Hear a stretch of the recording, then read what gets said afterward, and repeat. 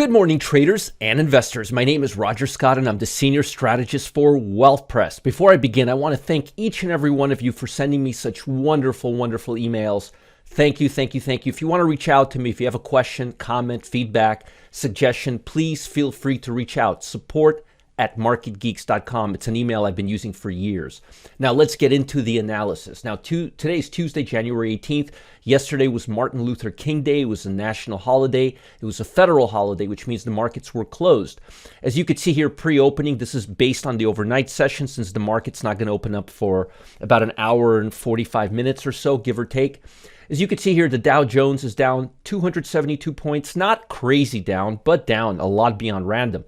This is the big whopper here, the NASDAQ 100.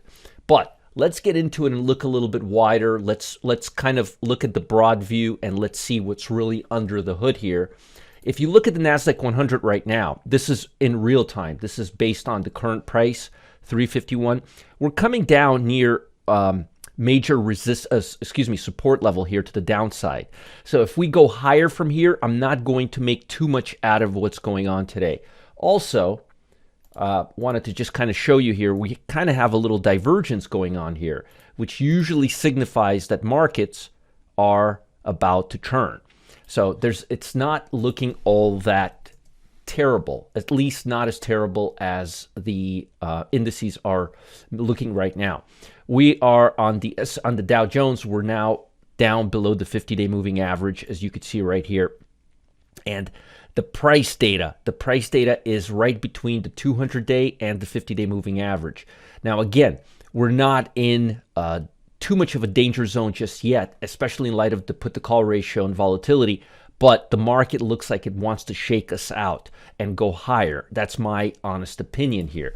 If you look at the S&P 500, and this is just the regular S&P 500, you will see here that momentum levels are still above the 200-day moving average. And as long as we're above the 200-day moving average, the market will remain bullish. Let me just move this on from 2 days to 10 days. That's actually what I wanted to show you. If you look at the divergence levels between the price and the S&P, you'll see we're at 36%, 35%. So the market could come down a little bit more, maybe pull back all the way to the 200-day moving average, but not go down all that much. If you look at the QQQ here, remember the RSI is near 30th right now. And again, this is what I wanted to show you right here. If you look at it here, the divergence level doesn't look like we're going to go too much lower here, because it doesn't look like the divergence is all that strong. Usually when we have a strong capitulation, it's a downside divergence, and it's not looking like it is right now. So we've got to be very, very, very, very cautious at these levels. Now, put-to-call ratio, I'm going to tell you something interesting. Put-to-call ratio is telling us that the market is way, way, way oversold. This is above 1. Anything above 1 is telling us that the market needs to go higher, and we're there right now. We're at 109. I think the day before we closed at about 97. But the fact that the RSI right now is getting near the 30th percentile, the fact that put-to-call ratio is getting above 1, and the fact that volatility is barely at 21, which is telling us it's not really overreacting too much, is telling me that the odds are really, really high that the market's going to pull higher instead of lower. And I wanted to show you something else that's interesting. If you look at the sectors, let me show you the individual sectors. Most of them are actually looking pretty bullish. Financials looks like it can be kind of mixed around here. Energy looks like it can be mixed around here. Utilities actually looks like it's going higher. That's fairly defensive. Consumer staples looks like it's going higher. That's defensive.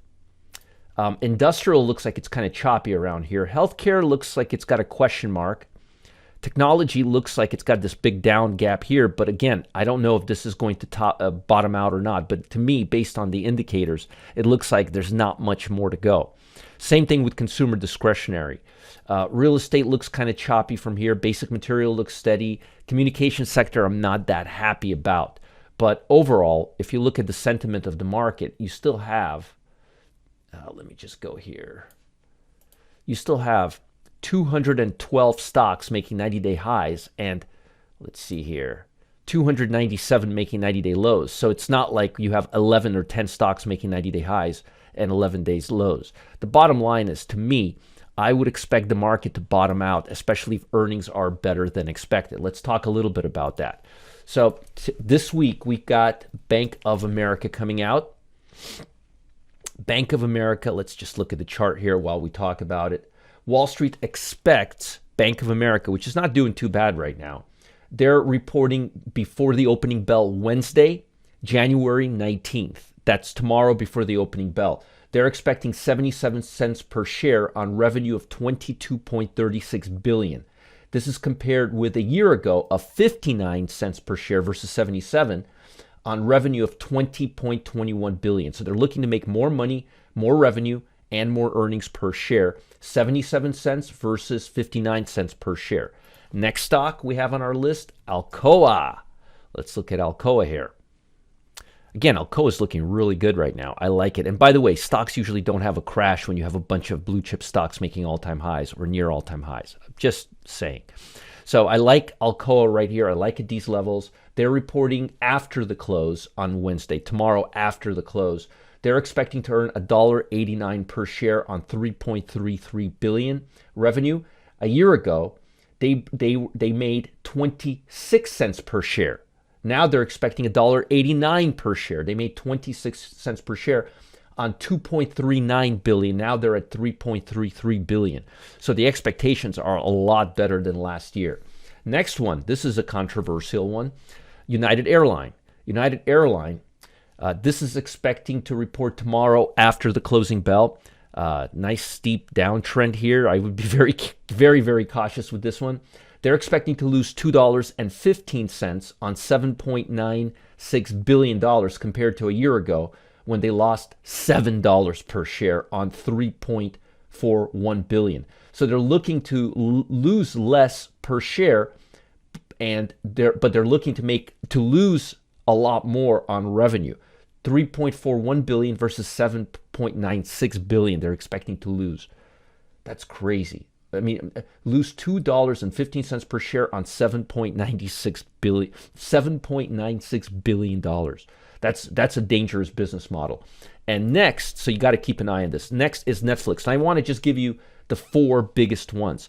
We've got Netflix, and look how beaten down poor Netflix is. A lot of people are expecting the news on this one. It's coming out Thursday, January 20th. That's 2 days from now after the close. They're expecting to earn 82 cents per share on over $7.7 billion compared to a year ago where they earned $1.19 per share on $6.64 billion. So they're looking to make less money. And all they've been doing is raising subscriber fees, and there's more streaming services. So they're getting more expensive, and there's a lot more competition than there was, say, 5-10 years ago. If you look at momentum levels, let's look at momentum levels. On the overall market, you've got 40% of stocks trading above the S&P 5, the 50-day moving average. And when you look at the area chart, you will see that we're kind of steady. We're not really moving back or down. We're kind of just kind of sitting there. And if you look at overall market momentum levels, let me just go here. You will see that broadly speaking, the market has S&P 500 has 57%. So the small caps are grossly underperforming the large caps. As you could see right here, Russell 2000, 36% trading above the 50-day moving average versus the large caps, you've got 57%. Now, this is fairly typical when large caps are outperforming. Looking at the NASDAQ 100, you only have 33%. So the NASDAQ 100 is the most vulnerable right now. If we look at the performance on the NASDAQ 100, let's just kind of quickly take a look at it. It doesn't look like it has a lot more to go to the downside. It looks like most of the downside is already priced into this market. Look at that. So I wouldn't expect a big fall. I would expect maybe a shakeout before going higher. And I'm telling you right now, on a monthly chart, that's what it looks like. On a daily chart, that's what it looks like. On a weekly chart, that's what it looks like. And on a monthly chart, that's what it looks like. It just doesn't look like we have, let me move this. It doesn't look like we have all that much more to go, if any, before we bottom out. We typically bottom out near 20th percentile. We're at 32nd percentile. So I'm not expecting a major correction from these levels. Maybe a little bit more of a downside. Let me just kind of go into a graph. Maybe a little bit more of a downside, maybe hitting the 200-day moving average and then bouncing from there. But quite honestly, I'm just not expecting a major shakeout from these levels. Now, we got economics. The big report this week is tomorrow. We got housing starts. We've got Philadelphia Manufacturing Index and existing home sales. The jobless claims, it went a little higher last week, but honestly, the number's right around 200,000. It's just not a big report. Housing starts and existing home sales and manufacturing, that's going to be big. And remember, we have a fragmented week, which means usually it's going to start out real slow, which can be another reason why the markets are down quite a bit. So I'm expecting a shakeout and markets to trade higher, but we got to be a little patient, especially with earnings right now. Momentum levels are holding steady. Put to call ratio is telling us that the markets are overbought to the downside, oversold to the downside. And it looks like we're going to rally a little bit after we shake this hand out. Now, before I let you go, I've got something really important, especially right now with all this crazy volatility. Folks, listen and listen good. The S&P 500 is broken down into 11 sectors. And the 11 S&P 500 sectors rotate in and out depending on where we are in the economic cycle. Years ago, I discovered a secret trading technique that puts me in the best position to succeed no matter what sectors are thriving or underperforming. I'll be holding a strictly meat and potatoes trading session today at 1 o'clock Eastern Time. That's right, today at 1 o'clock Eastern Time to go over this strategy. I want you guys to click the link below to save your seat for the free training session and learn more about the secret trading technique. Cut out the fat in the 11 sectors, only trade the strongest or short the weakest, but get rid of all that stuff in the middle. It's not doing you guys any good in the S&P. And I'll show you, give you several examples. I'm going to give you a full-on trading session today. Follow the link below. Get your seat ahead of time. It's happening at 1 p.m. Eastern Time today, January 18th. Do not miss out. And as always, make sure to like this video, subscribe to this channel if you're watching on YouTube. Stay ahead of this crazy schizophrenic market. Be the first to be notified when I post my next video. And tomorrow, oh boy, I'm going to give you one long, one short, actionable trade ideas. And by the way, just so you know, the number one sector right now, I want to show this to you. Because I always give you the number one sector. Let me give you the number one sector. The number one sector right now is the energy sector on a cumulative basis and on a monthly basis. Energy, energy, energy, and the weakest is the communication sector. The best stock right now, Devon Energy.